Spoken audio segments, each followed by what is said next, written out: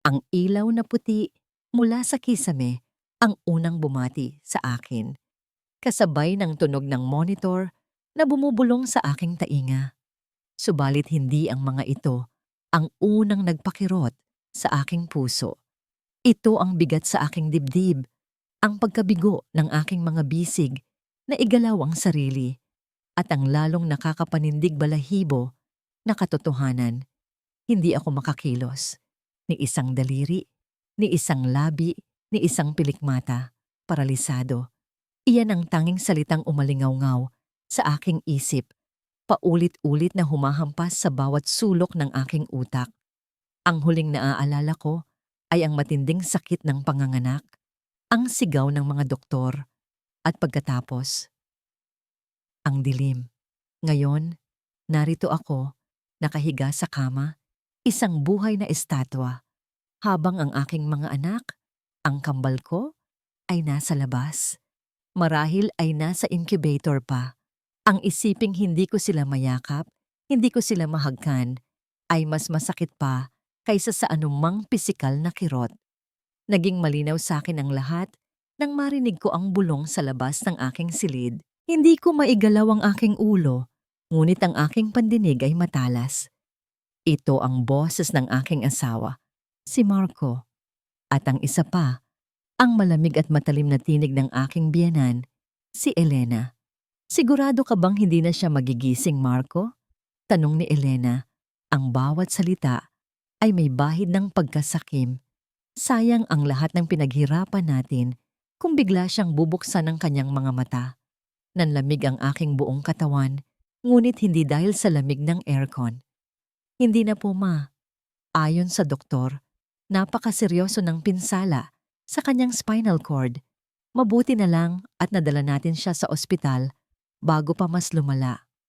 Ang boses ni Marco ay may halong pagpapanggap ng pag-aalala, ngunit sa ilalim nito, naroon ang isang bagay na mas madilim. Mabutit na isip mo agad ang plano, anak, sabi ni Elena. Ngayon ay mas malakas ang boses niya. Kailangan nating tapusin ito bago pa may maghinala. Ang mga shares ni Amelia, ang kanyang mana, lahat ng yon ay mapupunta sa kambal. At bilang ama, ikaw ang magiging guardian. Kontrolado na natin ang lahat. Ang aking puso ay bumagsak. Hindi ito maaaring mangyari. Ang aking asawa, ang ama ng aking mga anak, ay nagtatangka sa aking buhay, kasama ang kanyang ina. Hindi ito isang bangungot na magigising ako. Ito ay katotohanan. Napansin ko ang isang maliit na pulang ilaw sa gilid ng bedside table, isang maliit na recorder. Inilagay ko yon doon para i-record ang pag-iyak ng mga kambal, para mayroon akong alaala ng kanilang mga unang araw. Ngunit ngayon, ito ay nagre-record ng ibang uri ng tunog. Ang mga boses ng pagtataksil, ang bawat salita, bawat plano, ay nakarecord. Isang patak ng luha ang dumaos-dos mula sa aking mata. Ngunit ito ay luha ng galit, hindi ng pagkabigo. Makikita ko ang pulang ilaw na kumikislap. Isang senyales na ito ay buhay. Nagtatala ng bawat salitang lumalabas sa bibig ni na Marco at Elena. Ilang minuto pa, pumasok ang isang nurse. Mama Amelia, oras na po para sa inyong gamot, sabi niya nang may ngiti. Ngunit sa aking mga mata, nakita ko ang isang bagay na kakaiba sa kanya. Isang kakaibang kislap. Ibinigay niya sa akin ang gamot na pampatulog. Hindi ako makatanggi. Habang papalapit ang gamot, ang aking tingin ay bumalik sa recorder. Ang pulang ilaw ay kumikislap pa rin. Tila sinasabi sa akin, "Lumaban ka, Amelia. Lumaban ka." Ang gamot na pampatulog ay nagdala sa akin sa isang mabigat na pagkakatulog. Ngunit hindi nito kayang patulugin ang aking isip. Bawat sandali ng aking paggising, bumabalik ang mga boses ni na Marco at Elena, ang kanilang walang awang plano. Napagdesisyonan ko, magpapanggap akong walang malay habang maingat na minamanmanan ang bawat galaw nila. Kung hindi ako makakakilos, ang aking mga mata at tainga ang magiging armas ko. Ang bawat araw ay isang pagsubok, Narinig ko ang kanilang mga pagbisita, ang kanilang pag-uusap tungkol sa mga dokumento ng ari-arian, ang pagpaplano kung paano nila ipapaalam sa publiko ang aking trahedya. Si Elena, ang utak ng lahat. Ang kanyang boses ay puno ng pagmamataas at kasakiman. Si Marco naman, tila isang uto-uto na sumusunod lang sa ina. Ang sakit na naramdaman ko sa aking puso ay mas matindi pa sa anumang pisikal na kirot. Ang lalaking pinakasalan ko, ang ama ng aking mga anak, ay handang patayin ako. Isang araw, habang natutulog ako, nakita ko si Elena na palihim na pumapasok sa aking silid. Akala niya, wala akong malay. Lumapit siya sa nightstand at binuksan ang drawer. Naghahanap siya ng kung ano. Nakita ko ang isang lumang litrato namin ni Marco at sa likod nito, isang safety deposit box key. Kinuha niya ito at itinago sa kanyang bag. Ang kanyang mga mata ay nagniningning sa kasakiman. Maliwanag na mayroon siyang itinatago. Lumipas ang ilang araw at ang aking pag-asa ay nagsimulang gumuho. Paano ako makakakuha ng tulong? Paano ko maipapaabot ang aking kalagayan? Ngunit isang huling sulyap sa pulang ilaw ng recorder ang nagpaalala sa akin ng aking misyon. Hindi ako susuko para sa aking kambal. Kailangan kong lumaban. Isang hapon, habang nagpapalit ng IV fluid ang isang nurse, pansamantala niyang naiwan ang kanyang cellphone sa aking bedside table. Agad akong nagkaroon ng ideya. Sa matinding pagpipilit at paggamit ng aking huling lakas, sinubukan kong igalaw ang aking daliri. Kahit kaunti lang. Walang makakita. Ngunit sa aking isip, pinipilit kong itype ang pangalan ni Alex, ang aking matalik na kaibigan at abogado. Sinubukan kong ipikit-idilat ang aking mga mata. Isang serya ng mga blink na, sa aking isip, ay nagsisilbing code. ALEX. Mahirap, masakit. Ngunit nagpatuloy ako. Bawat blink ay isang letra, bawat idilat ay isang espasyo. Nakuha ko ang pansin ng nurse. "Mama Milia, may kailangan po kayo?" Tanong niya. Nilingon ko siya. At muli, sa aking isip, sinubukan kong ipahiwatig ang mensahe. Sa huli umiling lang siya at inabot ang kanyang cellphone. "Baka nananaginip lang po kayo," sabi niya. Ngunit hindi ako sumuko. Sa susunod na pagkakataon, nang nag-iisa ako, pinilit kong ulitin ang proseso. Hindi ko alam kung may makakakita o kung may makakaintindi. Ngunit umaasa ako. Umaasa ako na may isang tao ang magbabasa ng mga senyales na ito. Umaasa ako na ang universo ay kakampi sa akin. Nagsimula akong mag-isip ng mas simple, mas direktang paraan. Kung hindi ko kayang gumalaw, paano ako makikipag-ugnayan? Nagkaroon ako ng ideya. Kapag dumalaw si Alex, kailangan kong mag-iwan ng senyales. Kinagabihan, nagising ako sa isang kakaibang pakiramdam. Malamig ang hangin sa silid. Sa ilaw ng buwan na tumatagos mula sa bintana, nakita ko si Marco na nakatayo sa tabi ng aking kama. Hawak niya ang isang unan. Ang kanyang mukha ay walang emosyon, ngunit ang kanyang mga mata ay puno ng isang bagay na mas masahol pa sa galit. Kawalang awa. "Patawarin mo ako, Amelia." Bulong niya. Ang kanyang tinig ay halos hindi marinig. Hindi ko ito gusto, ngunit kailangan. Ang hininga ko ay tila tumigil nang makita ko si Marco na may hawak na unan. Ang bawat segundo ay tila isang oras. Nagpumiglas ang aking puso, ngunit nanatili akong tahimik. Ang aking mga mata ay nakapikit. Nagpapanggap na walang malay. Sa loob-loob ko, nagdasal ako. Nagdasal ako na may dumating. Nagdasal ako na hindi pa ito ang katapusan. Narinig ko ang mahina niyang pagbuntong hininga. Pagkatapos, ang unti-unting paglapit ng unan sa aking mukha. Ang amoy ng labada. Naramdaman ko ang lamig nito sa aking balat. Ngunit bago pa niya tuluyang maisagawa ang kanyang plano, biglang bumukas ang pinto. "Marco, ano ang ginagawa mo?" Ang boses ni Elena, puno ng pagkabigla at galit. Pinaglalaruan mo ba ang kapalaran? Baka may makakita sa'yo. Agad na napatalon si Marco, ibinaba ang unan na tila isang mainit na uling. Wala ma, tinitingnan ko lang kung maayos siya. Ang kanyang boses ay nanginginig. Lumapit si Elena. Pinanlakihan siya ng mata. Hindi ito ang tamang oras para sa ganyan. Kailangan nating maging maingat. Kailangan nating tapusin ito sa paraang malinis. Pagkatapos, bumaling siya sa akin. Ang kanyang tingin ay matalim. Siguraduhin mong hindi ka magising, Amelia. Kung hindi, ikaw ang magsisisi. Muli silang lumabas at naiwan akong nanginginig, pawisan at puno ng galit. Ilang beses ko pa kayang mararanasan ng ganitong takot? Ngunit sa bawat pagsubok, lalo akong nagiging matatag.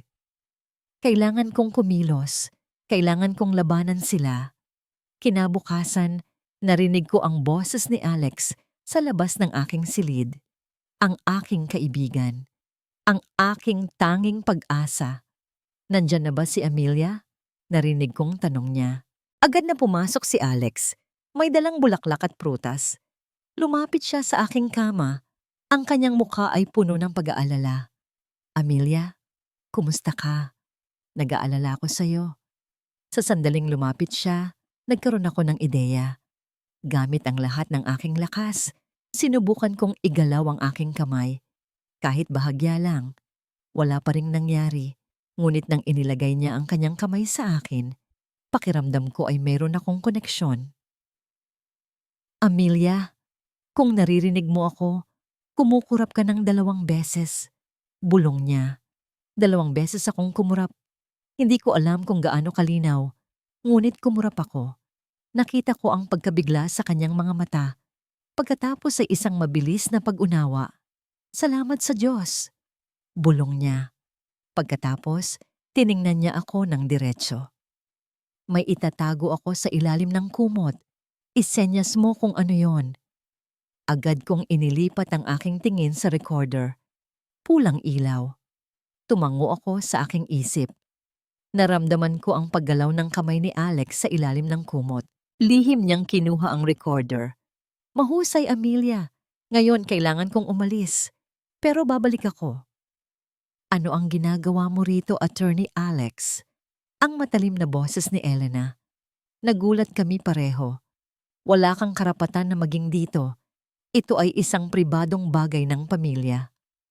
Hinarap ni Alex si Elena ng kalmado. Binibisita ko lang ang aking kaibigan, Elena.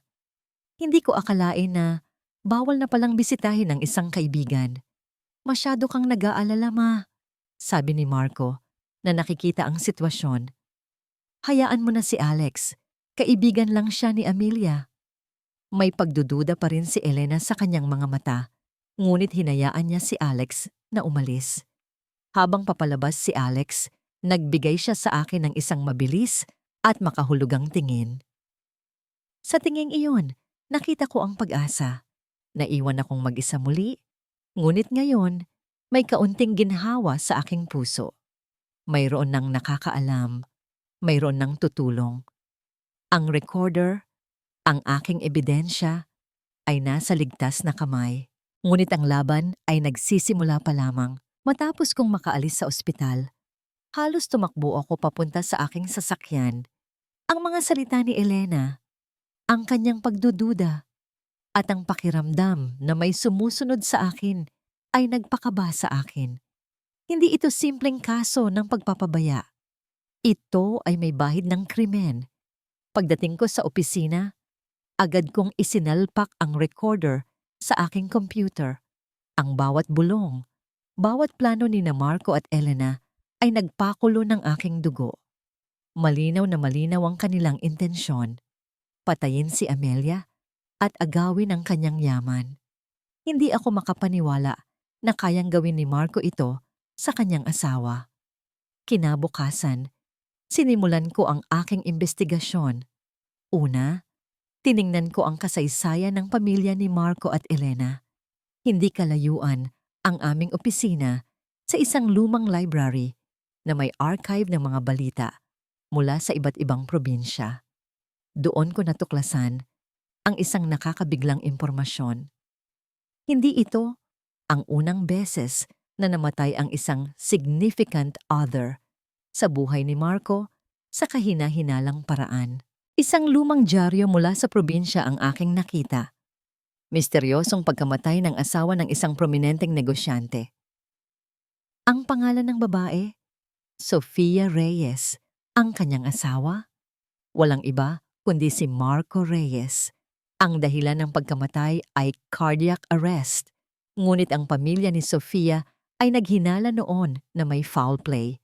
Ngunit dahil sa impluwensya ng pamilya ni Elena, na-dismiss ang kaso. Napahawak ako sa aking ulo. Hindi ito aksidente. Ito ay isang pattern. Sina Marco at Elena ay may madilim na kasaysayan ng kasakiman at marahil pagpatay. Kinontak ko ang isang kaibigan kong pulis, si Detective Reyes. Walang kaugnayan kay Marco. Ibinahagi ko sa kanya ang aking mga natuklasan at ang recording. Alex, masyadong makapangyarihan ang pamilya ni Elena. Sabi niya, mag-ingat ka. Kilala sila sa pagpapatahimik ng mga kalaban. May koneksyon sila sa mga matataas na tao. Ang babala niya ay nagpakaba sa akin, ngunit hindi ako susuko. Para kay Amelia at para sa kanyang mga anak, kailangan kong labanan sila. Isang gabi, habang pauwi ako mula sa opisina, naramdaman ko na may sumusunod sa akin. Ang aking kotse ay biglang nag-iba ng direksyon. Sa isang madilim na eskinita, may sumulpot na motorsiklo. Ang sakay nito ay may suot na helmet, kaya hindi ko makita ang kanyang muka. Narinig ko ang pagkalabit ng baril. Agad kong binilisan ang takbo ng kotse at sumigaw. Mabuti na lang at may nakita akong police checkpoint sa unahan. Agad akong nagmaneho papunta doon. Narinig ko ang pagputok ng baril sa likod ko, ngunit nakaligtas ako. Ang motorsiklo ay mabilis na lumiko at nawala. Nanginginig ako. Hindi ito simpleng banta. Seryoso sila. Desperado sila. Kailangan kong bumalik sa ospital. Kailangan kong ipaalam kay Amelia ang mga natuklasan ko. At higit sa lahat, kailangan kong balikan ang naramdaman kong babala kay Amelia. Palihim akong bumalik sa ospital, nagpapanggap na naghahatid ng mga bulaklak sa ibang pasyente. Nakita ko si Elena, napapalabas sa silid ni Amelia. Nagkatinginan kami. Ang kanyang mga mata ay puno ng pagdududa at galit. Nagmadali siyang umalis. Pumasok ako sa silid ni Amelia. Nakita ko ang takot sa kanyang mga mata. Amelia, may balita ako. Bulong ko. Hindi lang ikaw ang kanilang biktima. At sila ay desperado. Kailangan nating maging doble ingat. Ang nangiti ni Elena ay parang isang patalim na tumatagos sa aking kalamnan. Ang kanyang tingin ay matalim, puno ng hinala. Akala niya, wala akong alam, na wala akong naririnig. Ngunit sa kanyang presensya, lalo akong nagiging matalas. "Oh, Attorney Alex, nagulat ba kita?" Sabi ni Elena. Ang kanyang boses ay tila honey, ngunit may nakatagong lason. Naisip ko lang na baka may kailangan si Amelia. Alam mo na, bilang isang ina, natural lang na mag-alala sa kanyang anak. "Siyempre, Elena," sagot ni Alex kalmado pa rin. "Nag-aalala rin ako para kay Amelia. Matagal na kaming magkaibigan. Iyan ay natural." Lumapit si Elena sa akin. Hinawakan ang aking kamay. "Hindi ba, Amelia? Si Attorney Alex napakabait. Nag-aalala talaga sa'yo." Pilit niyang pinipisil ang aking kamay. Tila nagbabanta. Ngunit hindi ako sumagot. Nanatili akong kalmado. Ang aking mga mata ay nakatitig sa kisame. Naramdaman ko ang tensyon sa pagitan nila. Alam kong nagdududa na si Elena kay Alex. Kailangan kong mag-ingat. Kailangan kong kumilos ng mas matalino. Nang umalis sina Alex at Elena, muli akong naiwan sa katahimikan. Ngunit ngayon, ang katahimikan ay may kasamang bagong pagmamasid. Sinimulan kong pag-aralan ang bawat galaw ng mga nurse. Ang aking mga mata ay naging aking teleskopyo. Ang aking tainga ay naging aking mikropono. May isang nurse na laging lumalapit kina Marco at Elena, si Nurse Liza. Napansin ko ang kanyang kakaibang pag-uugali.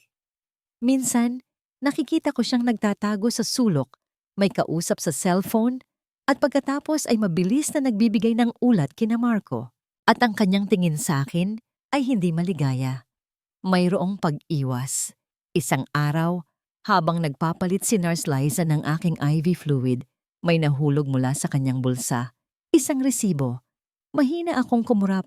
Sinisikap na basahin ito. Ang pangalan ng account ay pamilyar. Elena Reyes. At ang halaga ay malaki. Malinaw. Binabayaran siya ni Elena. Si Nurse Liza ay isang espiya. Kinabahan ako. Kung si Nurse Liza ay espiya, ibig sabihin ay alam niya ang bawat galaw ko, bawat pagbisita, bawat senyales. Mas malaki ang panganib kaysa sa aking inaakala. Sa susunod na pagpunta ni Nurse Liza, sinubukan niyang bigyan ako ng isa pang gamot.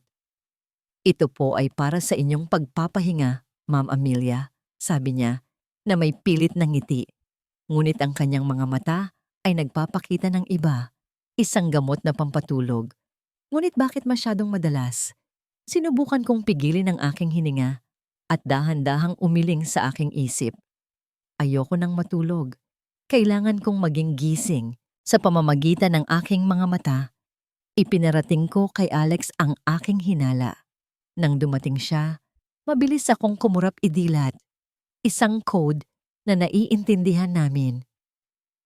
Nurse Liza, espiya. Nakita ko ang pagbabago ng kanyang ekspresyon mula sa pag-aalala patungo sa pagkabigla. Tumango siya. Nag-unawaan kami. Ngunit bago pa matapos ang araw, isang kakaibang pangyayari ang naganap. Isang doktor na may seryosong muka ang pumasok sa aking silid. Ang kanyang mga mata ay puno ng lungkot. May masamang balita ako tungkol sa isa sa iyong mga anak, Amelia. Sabi niya, ang kanyang tinig ay malungkot. Ang isa sa kambal ay nagkaroon ng seryosong komplikasyon. Kailangan niya ng agarang operasyon. Ang mga salita ng doktor ay parang kidlat na tumama sa akin. Ang isa sa aking kambal, may seryosong komplikasyon. Ang sakit na naramdaman ko sa aking puso ay lumagpas sa anumang pisikal na kirot. Ito ang pinakamasakit na bagay na mararanasan ng isang ina. Anong nangyari? Hindi ko masabi, ngunit ang aking mga mata ay nagsisigaw ng tanong. Isang bihirang kondisyon sa puso, Ma'am Amelia, paliwanag ng doktor. Ang kanyang boses ay tila may pagtatago. Kailangan niya ng agarang operasyon, ngunit napakamahal nito at kailangan ng specialized team. Hindi available ang operasyon dito sa Pilipinas. Sa gitna ng aking matinding pag-aalala, napansin kong muli ang kakaibang kislap sa mga mata ni Nurse Liza at pagkatapos ang pagpasok ni Marco at Elena. Ang kanilang mga mukha ay puno ng pag-aalala. Ngunit sa ilalim nito ay nakita ko ang pagtatagumpay, isang bagong laro. Amelia, narinig namin ang nangyari sa isa sa mga anak natin. Sabi ni Marco, ang kanyang boses ay may halong pagpapanggap ng lungkot. Kailangan nating gawin ang lahat para sa kanya. At may solusyon kami, dagdag ni Elena, na ipinagdikit ang kanyang mga kamay. Bilang isang ina, gagawin mo ang lahat. Hindi ba, Amelia? Inilabas niya ang isang set ng mga dokumento. Ito ay mga papeles para sa paglilipat ng iyong mga ari-arian sa amin. Bilang kapalit, kami ang magpapagamot sa bata. Lilipatin namin siya sa ibang bansa para sa operasyon. Nanlamig ako. Ito ang kanilang plano. Gagamitin nila ang aking anak laban sa akin. Ang aking yaman kapalit ng buhay ng aking sariling anak. Wala akong magagawa. Wala akong maibibigay. Tinanggal ni Elena ang pen. Pirmahan mo ito, Amelia. Ito ang iyong pagmamahal para sa iyong anak. Isang simpleng pirma. Sinubukan kong igalaw ang aking kamay. Sinubukan kong sumigaw. Ngunit walang lumabas na tunog. Ang aking katawan ay patuloy na paralisado. Ang aking puso ay umiiyak, ngunit ang aking bibig ay nananatiling nakasara. Napuno ako ng matinding galit. Paano nila ito magagawa?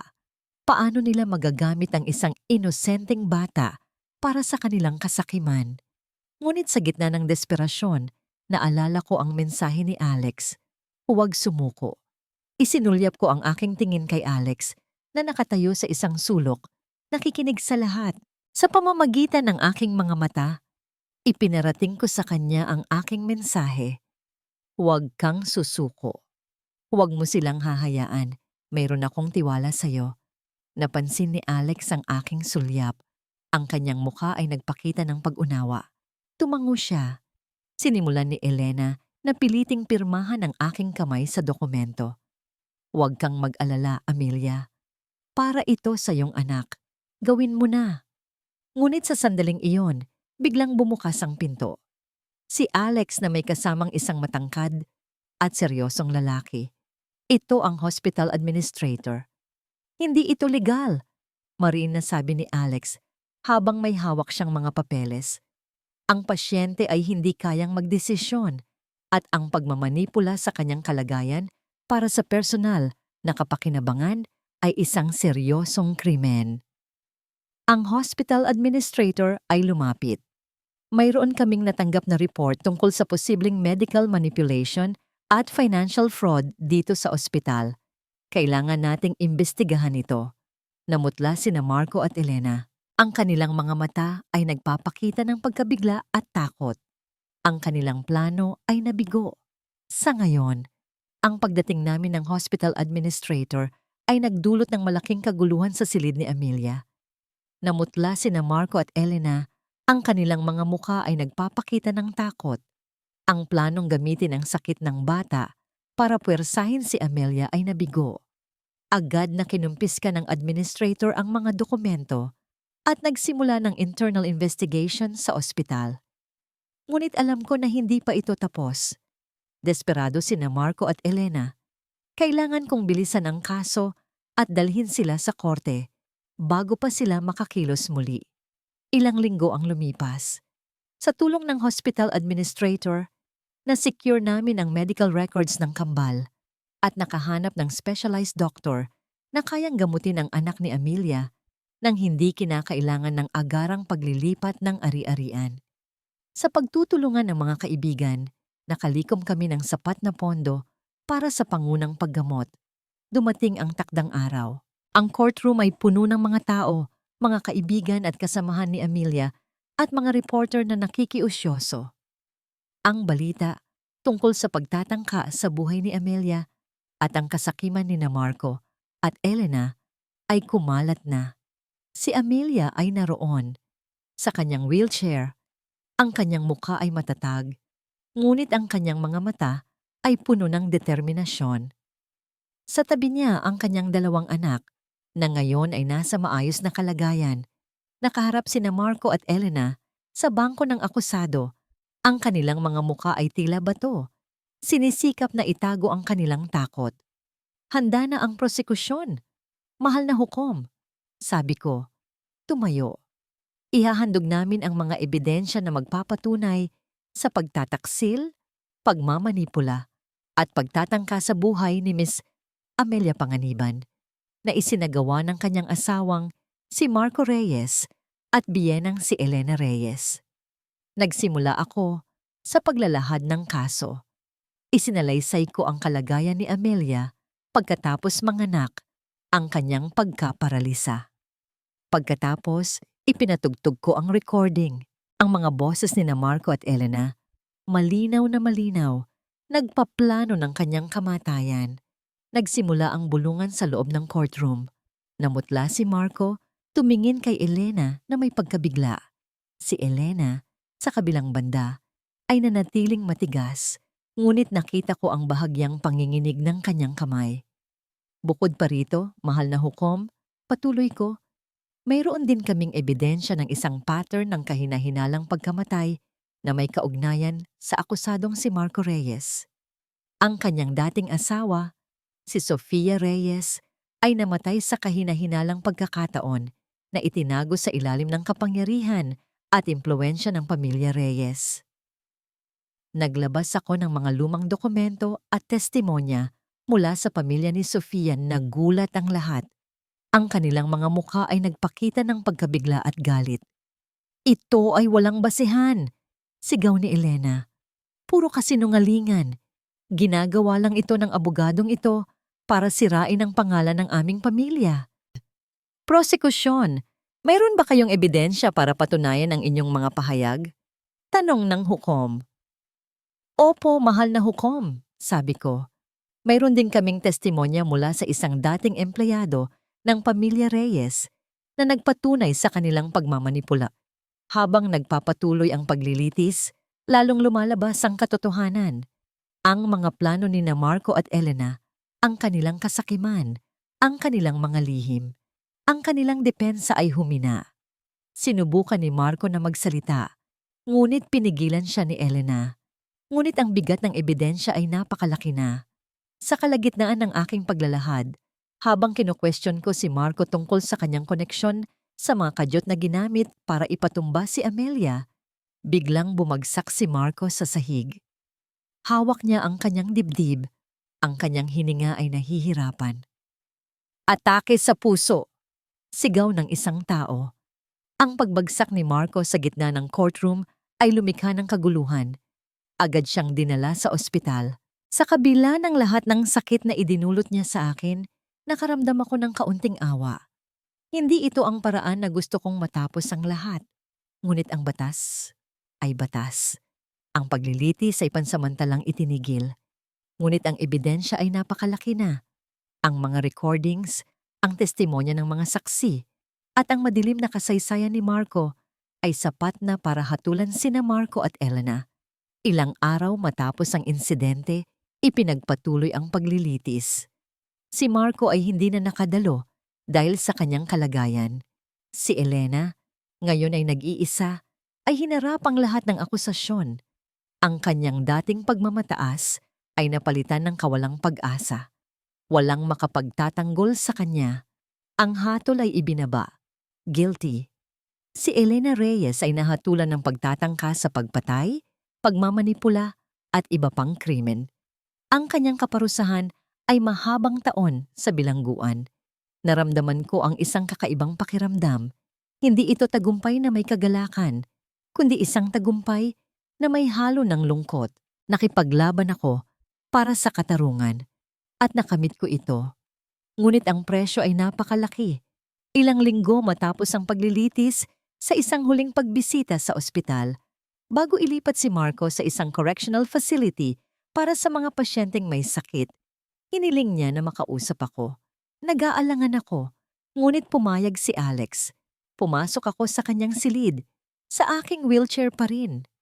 Ang kanyang katawan ay mahina. Ang kanyang mukha ay payat. Ang dating Marco na puno ng ambisyon at kasakiman ay nawala na. Ang nakikita ko ngayon ay isang lalaking puno ng pagsisisi. Amelia, bulong niya.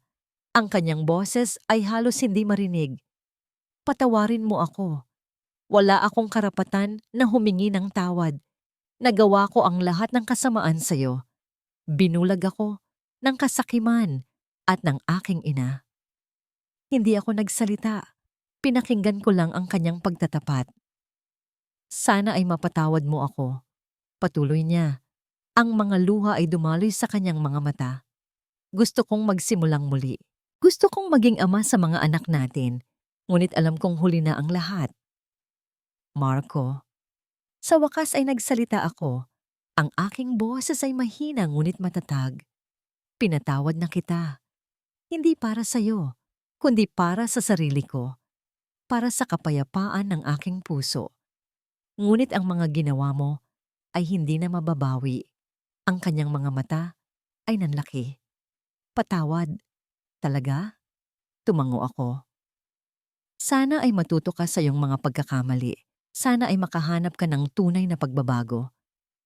Sa sandaling iyon, naramdaman ko ang kakaibang kirot sa aking kamay.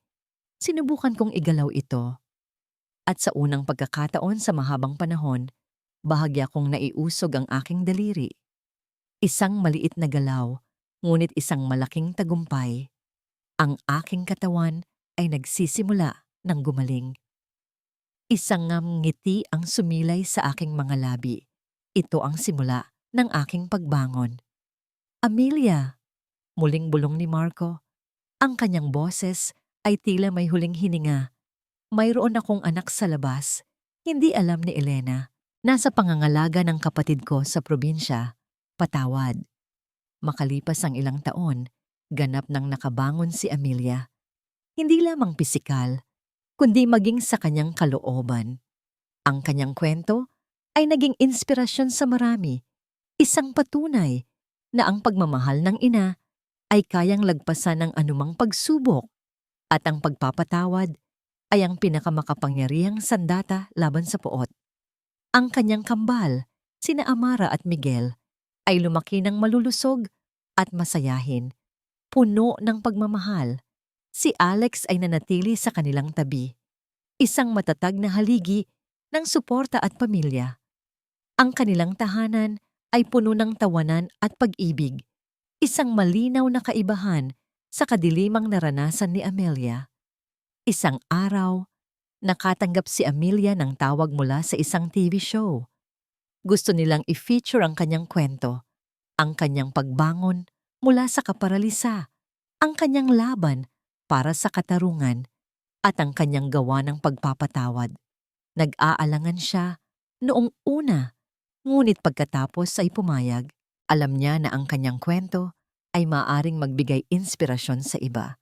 Sa interview, ibinahagi niya ang bawat detalye mula sa takot na naramdaman niya habang nakikinig sa plano ng kanyang asawa hanggang sa kanyang unti-unting paggaling. Ngunit ang pinakamahalagang bahagi ng kanyang testimonya ay tungkol sa pagpapatawad.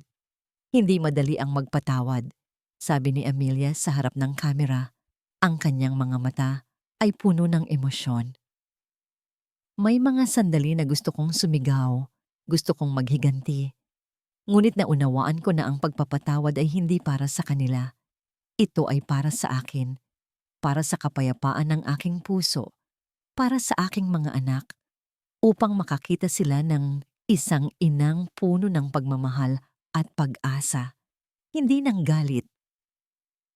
Hindi niya binanggit ang tungkol sa anak ni Marco. Iyon ay nanatiling lihim niya, isang personal na gawa ng kabutihan na nagbigay sa kanya ng pinakamalalim na kapayapaan. Isang araw, habang naglalakad siya sa isang busy street, may nakita siyang isang pamilyar na mukha, si Elena. Matanda na siya at payat, malayo sa dating Elena na puno ng pagmamataas. Naglalakad siya sa isang park, tila may malalim na iniisip. Nakarelease na siya sa bilangguan. Nagkatinginan sila. Sa pagkakataong ito, walang salita ang kinailangan. Isang tingin na puno ng pag-unawa. At sa mga mata ni Elena, nakita ni Amelia ang tunay na pagsisisi. Isang tahimik na pagpapatawad ang naganap sa pagitan nila. Ang buhay ni Amelia ay patunay na kahit sa pinakamadilim na panahon, mayroong liwanag na matatagpuan. Ang pagmamahal ay ang pinakamalakas na puwersa sa mundo, at ang pagpapatawad ay ang susi sa tunay na kalayaan. Ang kanyang mga anak ang kanyang pamana, at ang kanyang kwento ang kanyang pag-asa. Isang araw, nakatanggap si Amelia ng isang liham mula sa probinsya. Binuksan niya ito, isang formal na liham mula sa isang unibersidad na may kasamang personal na sulat mula sa anak ni Marco. Siya ay nagtapos na ng kolehiyo, cum laude, at nagpapasalamat sa lihim na tagapagbigay na sumuporta sa kanya sa lahat ng mga taon. Mahal kong lihim na tagapagbigay, nakasulat sa liham. Sana ay makilala ko balang araw ang taong nagbigay sa akin ng pangalawang pagkakataon sa buhay.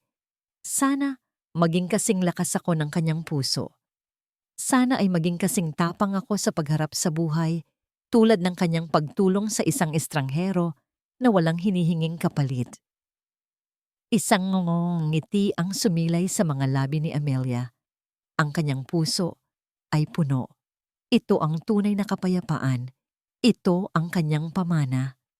Ang kwento ni Amelia, isang ina na bumangon mula sa abo ng pagtataksil, ay magpakailanman na magiging simbolo ng pag-asa, pagmamahal, at ang walang hanggang kapangyarihan ng pagpapatawad.